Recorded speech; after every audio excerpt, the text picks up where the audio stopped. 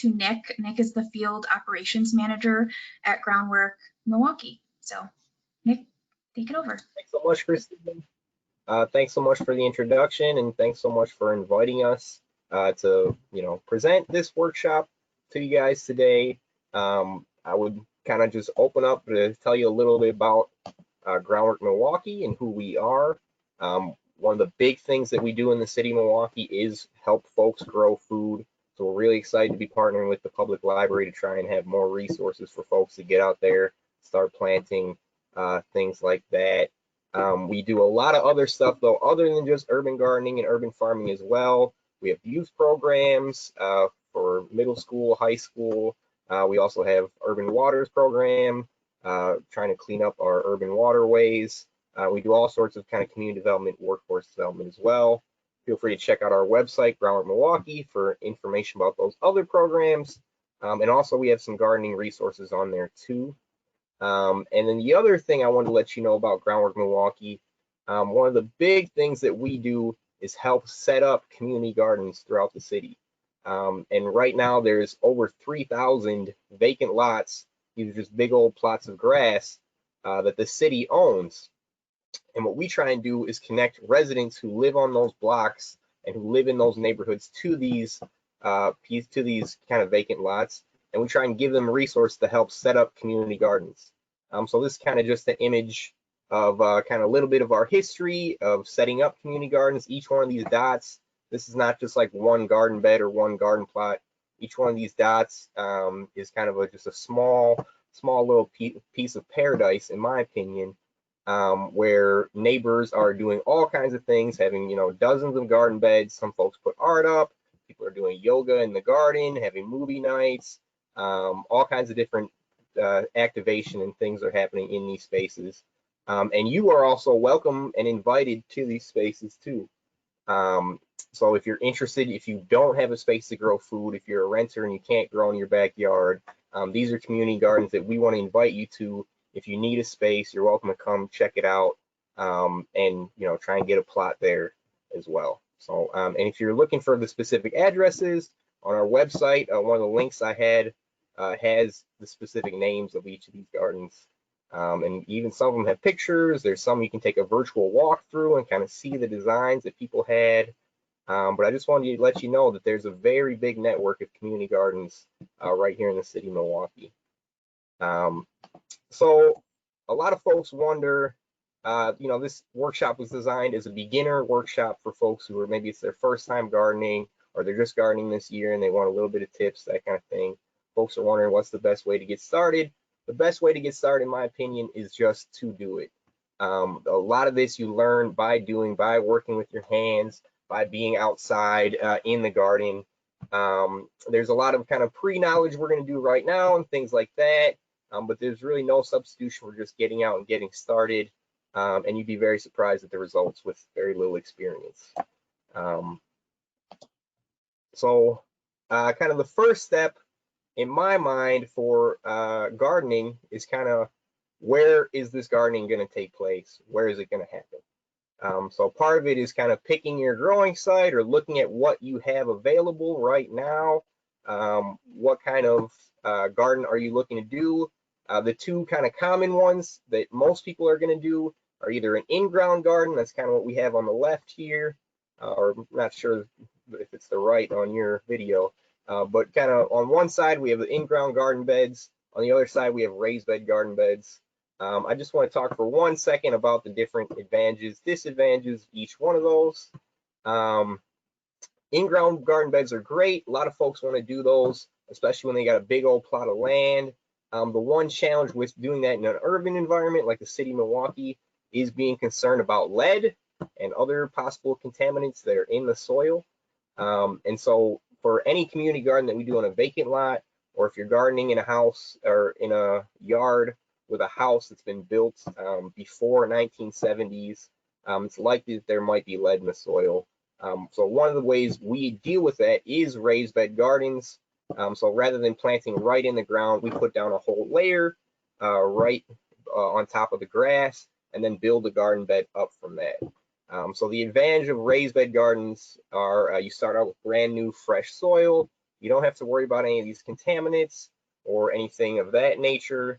And then the other advantage is it's a little bit higher up too. You're not working right on the ground, kneeling over, bending quite as much. It's a little bit easier. But in-ground gardens are great. Again, lots of them are really big. They tend to be a little bit larger than the raised beds, that kind of thing. Balconies also work in kind of planting in containers or pots. If all you've got is small space, then it's totally fine to just grab whatever pots you can and place them around your yard. That's a really great option for planting if you're a renter and you don't really have a yard that your landlord lets you use. You just want to get 4 or 5 plots, put some pepper plants, put some herbs in there, things like that. So kind of the whole idea is to try and assess your space, figure out what kind of garden are you going to do. Is it going to be in-ground, raised bed, or container? Those are pretty much the 3 options that anybody has. And the other thing you should be thinking about when you're looking at your site is, you know, what's going to go where, and then also, you know, what kind of microclimates are on the site, what kind of sunshine is it getting, that kind of thing. In this image, you kind of can see the sun rises from the east, sets in the west. So you want your garden plot they got right there, kind of in the middle of the shade, in between where the shady areas are. They're trying to maximize the amount of southern exposure that the garden bed has. So the longer the area is in that southern spot, the less shade it's going to get hit with, the more full sun it's going to have. Most veggies and fruit plants are looking for at least 6 hours of full sun each day. If you want to be, you know, you can kind of just go out and look and gauge it, kind of like this picture. If you want to be very scientific, most garden centers will sell you a very small little light meter. It's like $10, and if you want, you can put it outside and it'll keep track of how much sun it's getting, how many hours of direct sun. And shade is not bad either. Tell you the truth, I'd rather work with a little bit of shade, especially in the middle of June, July, August, when it gets crazy hot. I don't mind a little bit of shade, not just for myself, but also it's less watering for the plants, things like that. But you don't want it to be completely shaded out, or your stuff's going to grow really slow and have a little bit of trouble. So that's one thing to think about when you're looking at your site, when you've got a balcony or your backyard, or if you're at a community garden as well, before you decide where you're putting the garden bed. Because once you build a garden bed, once you till the ground, you don't want to move it. Containers you can move around. So if you kind of found a spot that wasn't too good, you can move the containers around. But once you place the garden beds, they're not moving. So you do want to kind of take a look outside, think about what's where, that kind of thing. Again, small gardens, that's what I recommend for folks who first start. 1 4x8 raised bed garden, that's what this is. They've got like over 18 marigolds and, you know, a fair amount of collards and kale in here. That's what they want to grow. You can fit a lot in a 4x8 raised bed garden. 1 or 2 is kind of more than enough to get you going in the beginning. So once you kind of figure out where you're going to plant, whether it's your backyard, your balcony, a community garden, again, like I mentioned, you're welcome to rent a plot from one of our community gardens if you don't have access to space. And there's dozens of other community gardens too outside of our network too. So once you figure out where you're going to grow, in my opinion, the next thing to do is figure out what you want to grow. So pick your plants, pick your varieties. For me, you really just want to focus on what you want to eat. Some folks might have a garden or have something set up to grow eggplant, and then they grow a bunch of eggplant and they don't know what to do with it. And you know, it's a lot of effort to grow vegetables. So you want to plant something that you really want to eat. And one of the really cool reasons to grow your own food and to have your own garden is to be able to plant specialty varieties, you know, stuff you can't get at the grocery store. My personal favorite is like having culinary herbs right there, like some fresh oregano, some fresh sage, stuff like that. In my opinion, that's one of the best things to grow, just because it's really nice to just run outside while you're literally cooking, run outside, grab some fresh herbs, put them right in. You know, the flavor is totally different than what you get at a grocery store.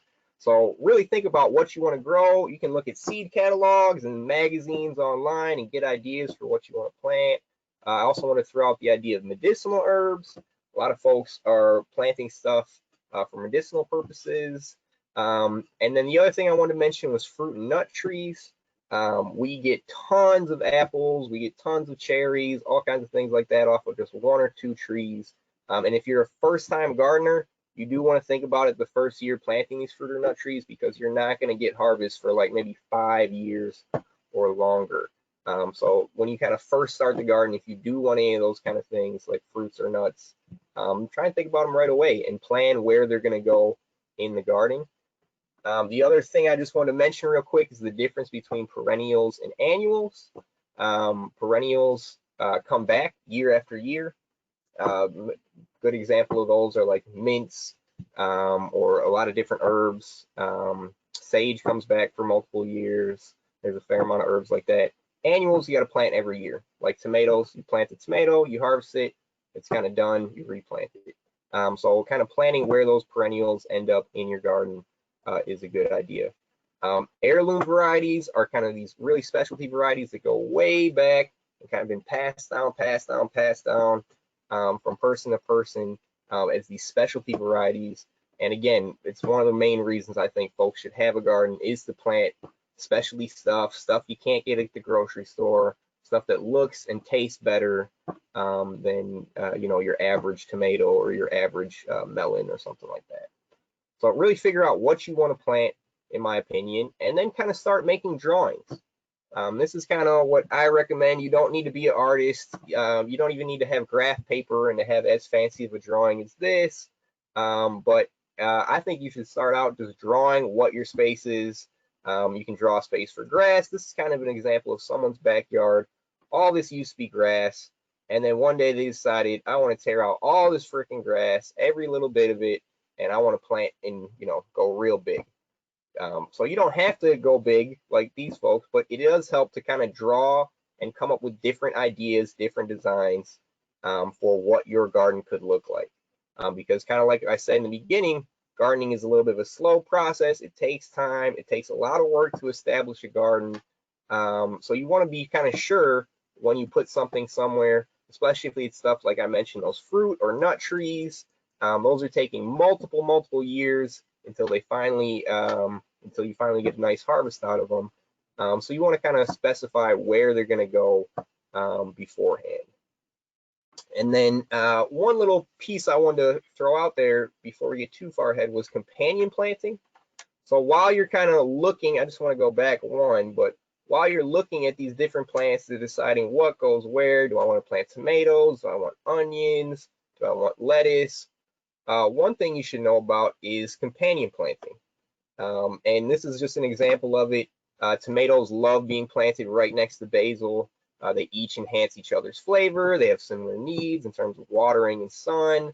And so some plants get along really well. And even more than that, some plants will deter pests from others.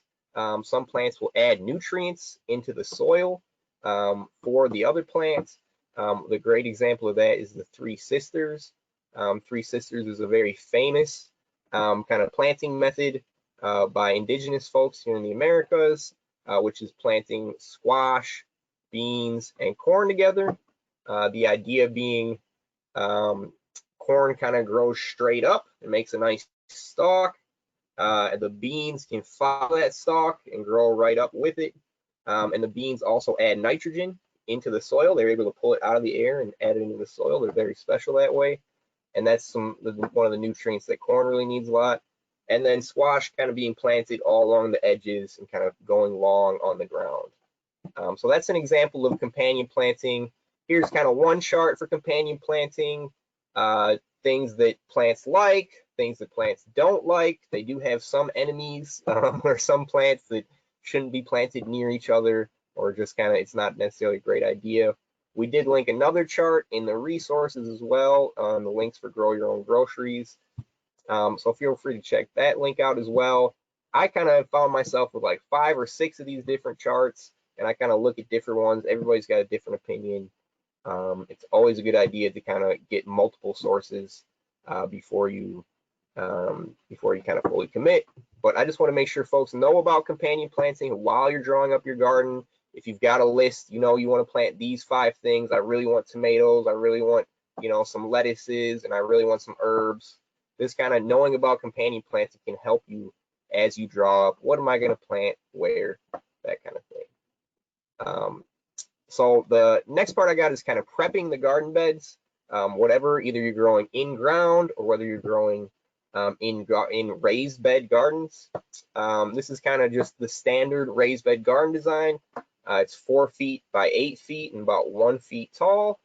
And the reason they did that, that design, 4 feet is about the length you can reach with your arm.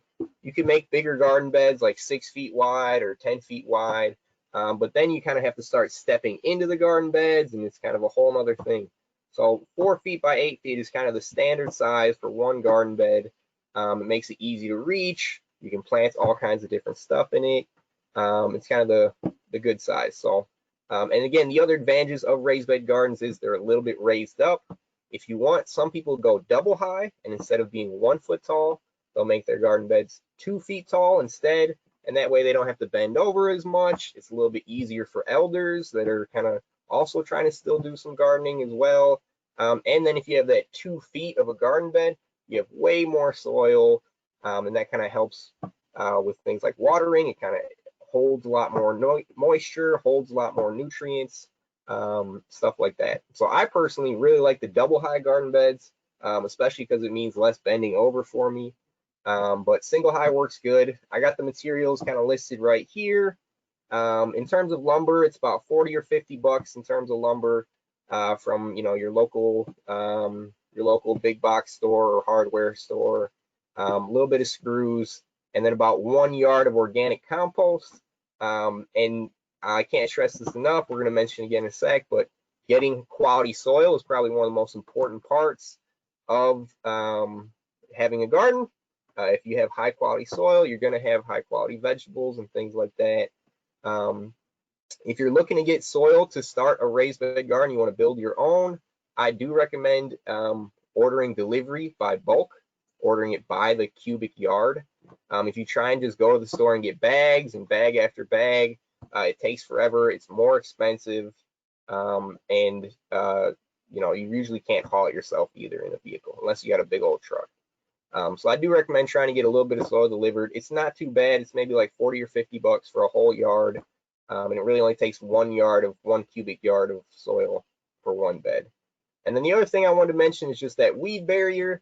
Again, one of the reasons we're doing raised bed gardens so frequently in the city of Milwaukee, in urban environments, is because people don't necessarily trust the soil that's in the ground. This kind of is a way to just put a barrier down. So we put some kind of weed barrier down. Some folks either use like landscape fabric or kind of some cloth piece. Cardboard is the cheapest one. Putting a real thick layer. I'll probably do a double thick layer of cardboard down to kill the grass before I add on all that soil. So before I put the soil on, try and kill that grass a bit. Otherwise, the grass just starts growing right through, and you got all kinds of problems. And that's the other advantage of a raised bed garden, is you're kind of just starting fresh. So because you're killing the grass and putting in this fresh soil, you don't have to worry about as much weeds. You'll still get weeds, and especially the second year, you know, seeds still spread through wind and through birds and things like that. But it's definitely easier to just start planting right there in the raised bed than it is trying to start in ground doing tilling and stuff like that. So that's kind of the raised bed garden. You can build them different ways, different sizes. Like I mentioned, you do corner ones, you can do double high, stuff like that. And then the other method I was talking about was in planting just right into the ground. So this is if you feel pretty confident that there hasn't been any construction on the land that you're working on, that it's kind of just been sitting for a long time. It's not as dense of an area, like urban dense of an area. So one thing a lot of people want to do is till the soil. And I kind of recommend doing that for the first year somehow. This guy in the photo is doing it the hard way. It's kind of tough doing it by hand, I'll definitely tell you. trying to flip those shovels full and kind of flip over the whole garden bed the very first year is tough. One thing I try and recommend is before you're doing that, trying to kill the grass. There's a couple ways to kill the grass. One of them, cardboard, like I mentioned, putting a super thick layer of cardboard over the whole thing. Another one is putting plastic, either clear plastic or black plastic, kind of over. It's called solarization, and that kind of kills the grass before you go in and flip it. Some people might do it afterwards too. Some people will flip the beds and then put down plastic and cardboard and let it kind of rest for a little bit. But you want to do something, because otherwise you just got grass growing and you don't want to just like dig a hole and plant right in the grass. You're going to get those weeds are just going to take over. So you want to try and do something to kind of aerate the soil a little bit, kick it up, loosen it a little bit too, so you can fit some seeds in, so you can fit some transplants in there. If you can, amend the soil a little bit as well. And this is where you add in either organic matter. Some people are just putting even like composted manure or finished compost that they have, maybe a little bit of the same kind of soil that you would use in a raised bed garden, but just a little bit. There's also some folks who, for example, right now we're kind of getting towards the end of the season. What some folks will do is towards the fall, they'll try and prep their in the ground bed for the spring. So they'll do this kind of thing where they'll till it, then they'll maybe plant a cover crop. This is a type of plant like clover or things like that, where they grow it kind of right in their bed, and then come spring they flip it and they kind of remix it into the soil, and it kind of adds fresh nutrients right into that same garden bed. So that's kind of in the ground planting. I don't recommend tilling every single year. There are a lot of gardeners out there that every single year they're out there with a rototiller coming through, flipping up the soil, re-aerating it, brand new every year. And there are consequences to doing that. If you're flipping the soil every single year, it makes it harder for bacteria and microorganisms and things like that to kind of stay together and kind of hold up these networks. They get broken up, kicked around, they start losing it. The soil loses some of the ability to retain moisture, and a lot of the organic material also kind of seeps out slowly if you're tilling year after year after year, tilling every single year. So a lot of folks are recommending the no-till method, which is kind of maybe where the first year, just to get established, you could till it and aerate it, and then kind of as you go on moving forward, you don't really till it every year. You maybe hand weed, and maybe that top inch or two you're kind of working a little bit, but you're not doing a deep till of opening it up, because that can lead to soil erosion. So that's kind of the in the ground garden bed. That's another method. And then, like I mentioned, containers. Some folks want to just plant in containers. And again, that's a perfectly fine method as well too. It's easier for renters and things like that. So soil is the key to growing a good garden. Having high quality soil is what it's all about, whether it's in a raised bed garden or whether it's in the ground garden bed. The quality of the soil is going to determine a lot of things. It's going to determine, one, how often you have to water. Soil with higher organic matter, compost, things like that, they're actually drought resistant, and they can kind of hold moisture a lot longer. Soil that's just like topsoil that doesn't have a lot of organic matter, that's mostly like mineral, that stuff doesn't hold water as quickly, and you kind of need to, if sometimes you'll see it'll get real cracked and kind of dry at the top, and that kind of thing, and water will run through. You have to water a little bit more frequently. Then the second part is nutrients. Everybody needs to eat, right? And plants, humans, everything has to have some kind of source of nutrients. And one of the main sources of nutrients for plants comes from the soil. We're going to do a whole workshop in August about making compost and different types of quality soil and things like that. In terms of nutrients, the main three that people talk about are called NPK, or nitrogen, potassium, phosphorus. And folks can do amendments and add these kind of nutrients straight into the soil.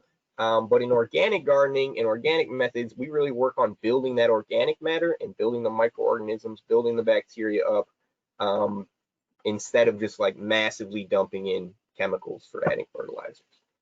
So there are organic pieces you can add, like bat guano or fish emulsions or things like that. Those all those different kind of products, they have different amounts of those nutrients in them. Some of them are organic methods as well, and you can still kind of add it to amend your soil as well. So good rich soil with high organic content, whoops, getting ahead of myself, is really a key to a garden.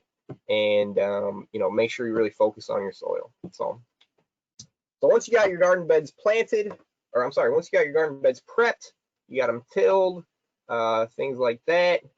The next kind of piece is about timing, and timing when you plant correctly and things like that. So here in Wisconsin, we all know we got a little bit of a longer winter, shorter summer, things like that. They've broken it down into these different zones. Milwaukee is mostly zone 5. And so why does that matter? Well, based off zone 5, they say different dates when it's the last frost. And people worry about the last frost because if you plant things before that, sometimes when the frost comes, they die. Those plants die. So people wait just a little bit. So the average last frost date or frost-free date is May 26th. There's plenty of plants that can handle the cold, things like kale, carrots, all kinds of stuff like that. They're totally happy being sown outdoors. You kind of see the list I got right there: beets, radishes, there's plenty others. Those can get planted outside pretty early. It says late April. Some folks will plant it even earlier than that. I know some folks who are planting in late March, and they have little season extenders with hoop houses. We'll get to that at the end. But May 26th is generally the date. Once right around there, some folks say Memorial Day. That's when people start bringing out tomato plants, pepper plants, transplanting these things, putting them outside without fear of having a cold night killing all their plants. So that's kind of that piece of it, is knowing your timing a little bit. The other part of it is knowing how long things take. So kind of on this next slide, I kind of wanted to show you guys this part because we can still plant plenty of stuff right now. So this is kind of the first frost of the year, or first kind of new frost after summer, is right around October 15th. And so there's plenty of stuff you can plant first week of August and get a harvest before that frost comes in. And there are some plants that even like the frost a little bit, and that will do better if you wait until after that October 15th to harvest them. Carrots are a great example of that. Carrots get sweeter and taste better if they've gone through a freeze. So you still have plenty of time. You know, you can plant stuff right now. People think you can only plant, you know, in May and June or something like that. Now, that being said, you can't plant tomatoes, for example, because tomatoes take about 90 days between planting the seed and eating a tomato. It's, you know, about 90 days. So you're a little bit out of time for that one. But kale, onions, you know, all kinds of stuff like that. Greens, some greens. You can plant lettuces right now. You got plenty of time for lettuce. There's plenty of stuff you can plant right now. And the point I was trying to make was about timing. I got a bunch of seed packs right here. On the back of all the seed packs, you kind of see that similar chart where it shows the hardness date, and then on the pack also kind of says the number of days it takes to eat. So that's kind of the first thing. Once you know what you want to plant, once you got your seeds, once you have your garden beds all set, you want to take a look at those seed packets for the kind of some of the details. The timing is one part. So like I said, with the average frost date being May 26th, you can't start tomatoes outside, but a lot of folks want to start them inside. So we definitely encourage folks to be able to plant inside and kind of start seeds indoors. I'm going to jump around a little bit. People put them by a window. Some folks will get a grow light as well to start their seeds inside. before that frost date, and they kind of want to get a jump start on some of their tomatoes and peppers. So some folks will start inside. I did a whole video on how to start seeds indoors in your house. I did that in April on our Groundwork page. If you go on the Groundwork Facebook page, you can see that whole video I did on how to start seeds indoors. But it's one piece to kind of get a trick up and running. You can also start them right now if you wanted, but around April, March is the kind of traditional time to start your seeds early. And then right before the seeds go outside, just in general, this is a good idea. They need to get hardened off a little bit. So if you do have seeds inside, you've been taking care of them, you've been, you know, babying your seeds until they grow a little bigger. Before you just put them right outside and just put them right out into the, you know, send them off into the new world, you kind of just do a little, it's called hardening off. You put them outside for like a couple hours, then you bring them back inside for the night. Then the next day you put them outside for like the whole day, bring them back inside. And you kind of do this little process to make it easier, the transition from like being inside your house where it's nice and warm at night to being outside where it's, you know, in the wild a little bit. So I want to go back really quick to this resource. This is another one that I kind of showed folks. It's in the link on Grow Your Own Groceries. Wisconsin so the UW system is really good at agriculture and things like that. A lot of times folks forget about that, about UW-Madison being a huge agriculture and gardening resource. That's kind of one of the original things they started out as, is being an agricultural college, and now they become so much more than that. But they have a ton of resources on the UW Extension site with kind of all kinds of different stuff on there. They have kind of guides to specific vegetables. So if you want to grow tomatoes, they have ideas about tomatoes. If you want to grow potatoes, they have different things on that. And we could do hour-long workshops on any one of those specifics on how to grow, you know, this specific vegetable. And there's a ton of different information on that. So again, while you're planting your garden, this is a great resource to take a look of, you know, if you really want to plant something specific, you really want to have corn or something, this kind of tells you the little details that those plants need. Because every plant has a little bit different needs. And like I was talking about the companion planting, some plants don't want to be near each other. Some plants love it and are kind of collaborative when they're near each other as well.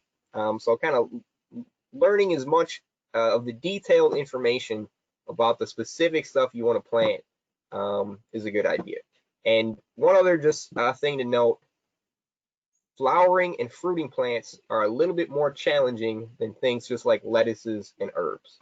So if it's your first year and you're not having as much luck with things like tomatoes or cucumbers or stuff, don't worry so much. It kind of gets easier as you go.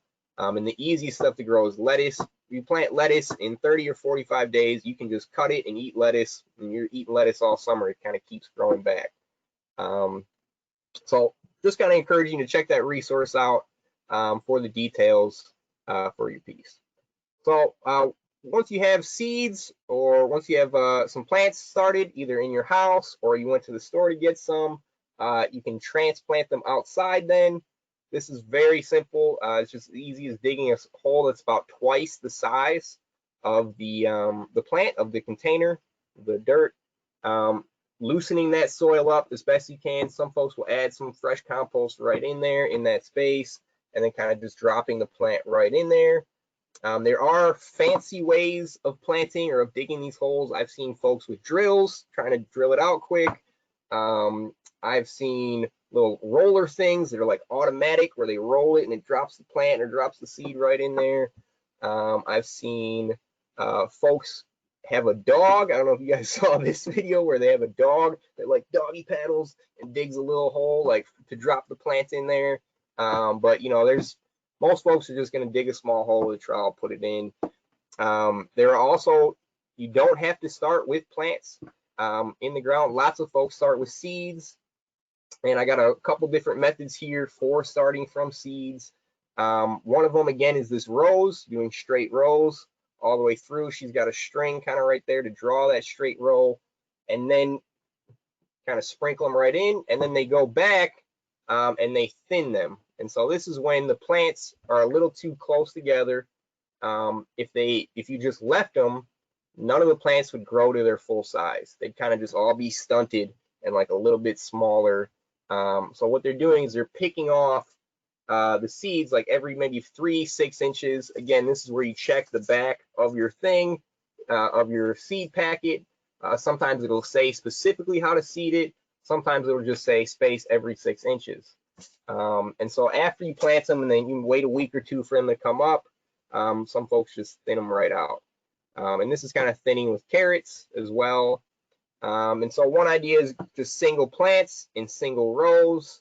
Another idea is doing it way wider and kind of having that whole section as a growing area. Again, this is kind of more for growing in the ground. The single row planting I kind of recommend more for raised bed gardens, is doing kind of single rows just because you kind of fit a little bit more into the raised bed. And then another good method for raised bed gardens is called square foot gardening. And these are folks who really like to measure it out and be specific and try and get as much as they can out of these small little out of these small little garden beds. You can kind of see they marked off every single square. And that's kind of one way to rotate crops, but also kind of to plant in what's called succession. So if you want to eat lettuce all summer long, right, one way to do it is to plant lettuce maybe every 2 weeks. And that way, every 2 weeks, you got a new crop of lettuce kind of sprouting up. Well, that's kind of the idea here. So they could plant in this bottom corner here, they can have kind of the first round of lettuce, and then wait 2 weeks, they plant the second row, and then kind of they just keep that going and keep getting lettuce all summer long. So these are a couple of just planting techniques. Planting seeds is as simple as just go back to this picture. It's as simple as just poking a hole in the ground, putting a seed in there, and making sure it gets nice and good watered. There are some seeds that have specialty things. Some seeds need to be hardened off in different ways. There's some varieties of seeds, for example, that need to just sit in your freezer for a week. Nasturtiums, for example, like to just get rubbed. They just like to get scratched or nicked just a little bit. It's scarification. And that kind of helps it open up, and so it starts growing. Some folks will recommend soaking certain seeds. It's an ongoing debate, almost, like cooking. How do you make an egg? There's a million different ways.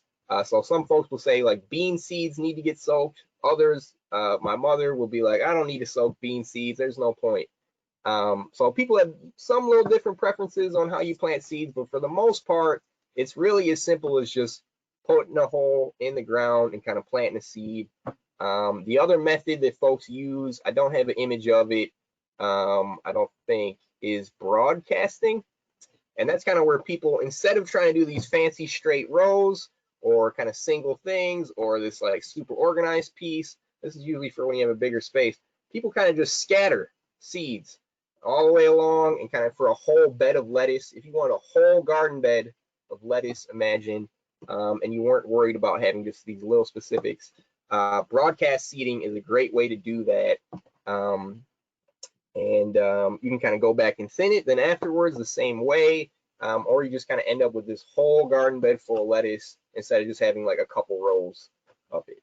So those are a couple pieces. The last part of it, yeah, it's another version of square foot gardening, just without it all marked out. It's kind of what things are in their specific place, that kind of thing. The broadcast seeding is more for wild folks who don't need all their plants in a row like soldiers, and who are just happy to let things grow free and kind of get as much as they can in there. So there's kind of two different methods. One is a little bit more cleaner, one is a little bit more wild. It depends, how you want your garden to look. And the other thing I want to mention for planting by seed is melons in general. Melons really like mounds.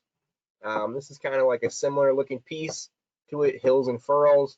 Melons really like to start out just on some kind of mound. Even if you're in a raised bed garden, you just make a little hill and you plant your melons in there, or cucumbers as well. Really like a mound. Pumpkin, squash, things like that. This is kind of another technique.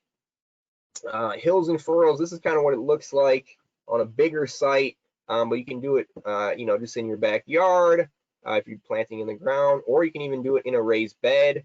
And this is kind of where they dig out some of that middle row, that walking space, and then they flip that onto the row, and then they start kind of planting right in there. It works pretty good for irrigation.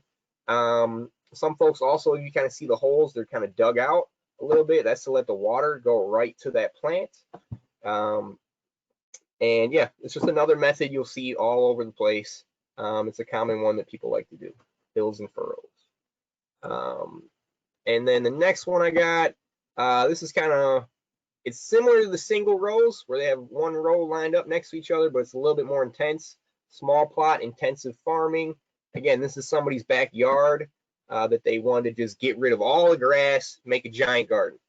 Well, this is one good way to do it. They didn't want to do the hills and furrows necessarily, but they still wanted to push out as much as they can. So they got a ton of these like kind of single rows.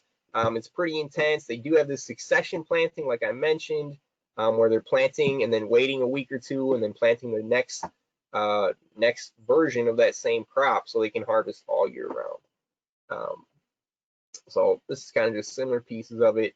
So once you got stuff planted and you got stuff growing and it's beautiful, one of the definitely suggested things is to put some kind of mulch down. Mulch does a lot of different things. One, it suppresses weeds. Two, it helps hold moisture in the garden bed, so you kind of don't have to water as frequently.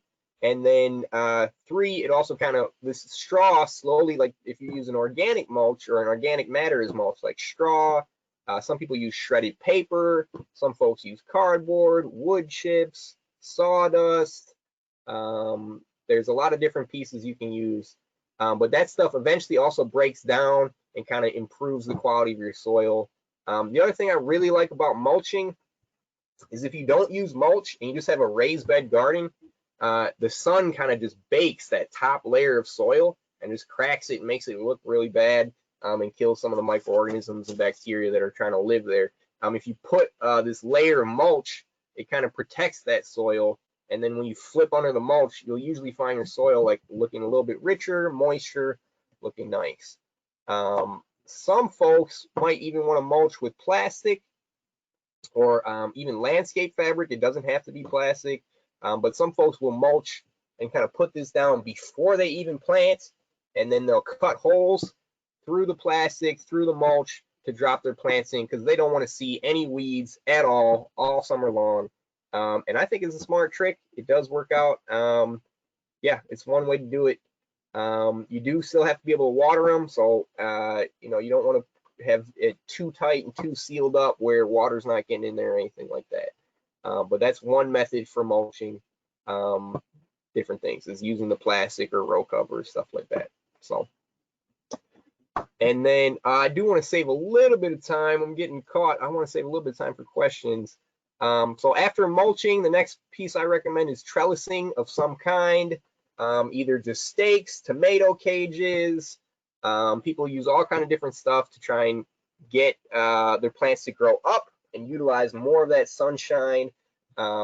There's a lot of different plants like tomatoes, beans, that will need some kind of support. Stuff like corn doesn't need support. Corn's just going to grow straight up.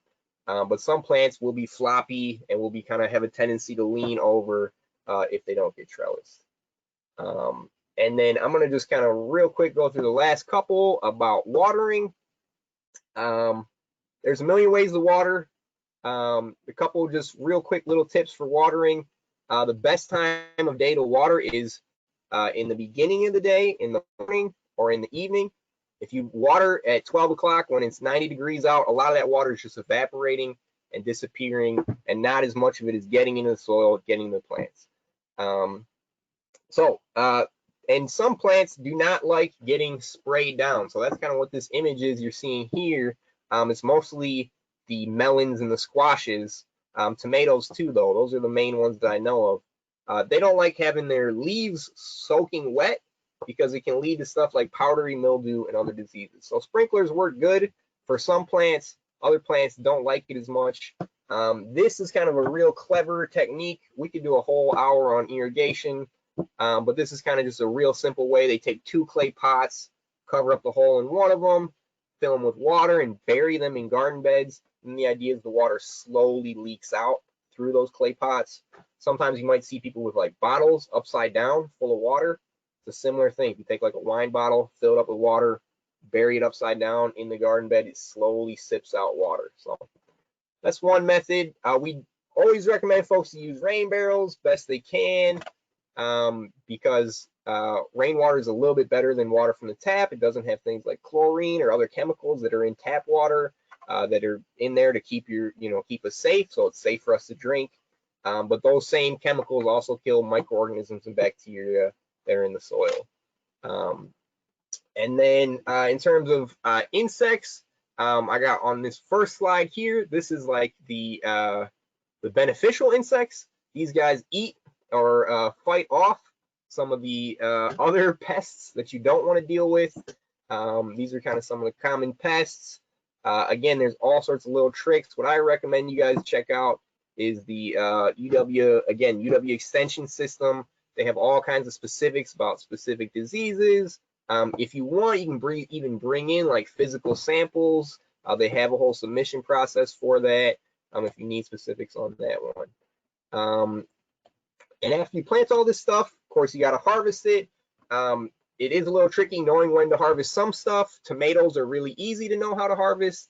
They change to the color red, stuff like that. But some root crops might be a little bit harder. The easiest way is just kind of pick right into the soil, dig just a little bit in there, and kind of look at the top, see how well developed it is. Onions, they start getting a little bit weaker around the head once they are ready to harvest. And they also need to get dried out. Some stuff you might be able to eat right away. Like I said, tomatoes, you just walk around, boom, you can eat a cherry tomato right there. Onions, they're going to need to dry out a little bit. Similar stuff for like potatoes. There's a drying process for those, or a short one. So also it's harvest by hand. Of course, eat what you grow. That's one of the best parts about it, is eating, super fresh tomatoes. I personally never liked tomatoes until I had them from a garden. And then the other piece of it is, if we designed this workshop for folks who are just getting started gardening, but after you garden for a year, maybe even your first year, maybe your second year, pretty quick, you're going to have more than you can eat right now. So it's always a good idea to do food preservations of some kind. We hold canning classes and stuff like that on a normal year. I'm not sure if we're hosting them this year, but we definitely encourage folks to do food preservation of some kind. If you want to go even longer and you're like, you know what, forget the winter, I know it's Wisconsin, but I want to keep planting all the way up until Thanksgiving, you can kind of extend your season with stuff like these guys I mentioned earlier. These are like mini greenhouses you can put on a raised bed to kind of extend your season just a little bit. Yep. And the last little piece of advice I got for folks is to keep a record and to try and like write down stuff and stuff that's happened, problems you've had, successes you had, things like that. Try and keep a garden journal because it's great to kind of just learn every year. So that's pretty much what I got. Yeah. Appreciate it, everyone. I do want to, I got, maybe the last 10 minutes or so for questions. I do have other little nuggets I could kind of push in there as well. Yeah. Great. Thank you so much, Nick. That was so much information. I was furiously taking notes. So as a garden novice, it touched on so many things I had questions about. So thank you for that. So for the if you have questions, you can feel free to enter those now, and we'll give you a little bit of time to type that out. And while we're waiting, I'll just mention that we are going to have another class on August 26th, also at 2 p.m. And that one is going to focus on composting and small scale composting. So I'm going to drop the registration link for that into the chat box. If anyone here is interested in signing up, you can do that right now. And I'm just going to keep an eye on the question box. Cool. Yeah, I don't think so far. Yeah. Oh wait, I think. Yeah. Giant squash, if you guys want to see that one. This is a little bit oversized. We were talking about knowing when to harvest. You don't really want your squashes to get this big because it's about the same amount of like flavor or taste as in a smaller squash, like this one. But it's kind of just all spread out. So you kind of want, this is late. I waited too long to harvest this big old squash. You might say, oh, it's cool. It's one of the biggest squash or whatever, you know, maybe go win some contests. But really, it's not as flavorful. I'm better off harvesting them when they're smaller. So that's one little demo I got, knowing when to harvest. Thank you. I don't see any other questions. I mean, I had a question. So I have seen these like vertical growing beds lately, and I wondered if you had experience with that. Is that something you might recommend for smaller spaces or for particular types of produce? Definitely. It depends what you're referring to. I've seen some that are like slanted, where they're on an angle and they've got garden beds all the way down, or pyramid. Some of them I've seen are towers that kind of just go straight up.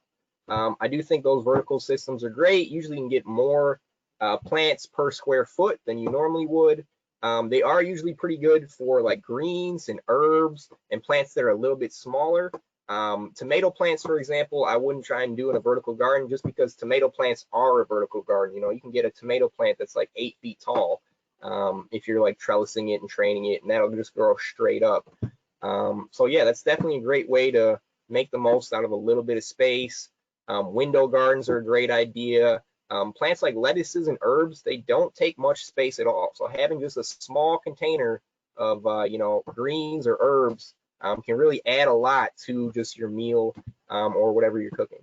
So. Awesome, thank you. So I still didn't see any audience questions, so I think we can go ahead and just thank everyone for attending. And this session is being recorded, so everyone who registered will get a link to view the webinar. So if you were also taking notes and you know we're afraid you missed something, you'll be able to watch it again. So you should get that email probably by tomorrow afternoon with a link to the recording. And yeah, I just want to thank you, Nick, for sharing your time and all of your knowledge and expertise. We really appreciate it. Well, thank you so much for having me, Christina. We really appreciate this opportunity to, you know, encourage more folks to grow food. So. Awesome. Okay. Well, thank you, and thank you, everyone. Have a good afternoon. Thank you. Bye.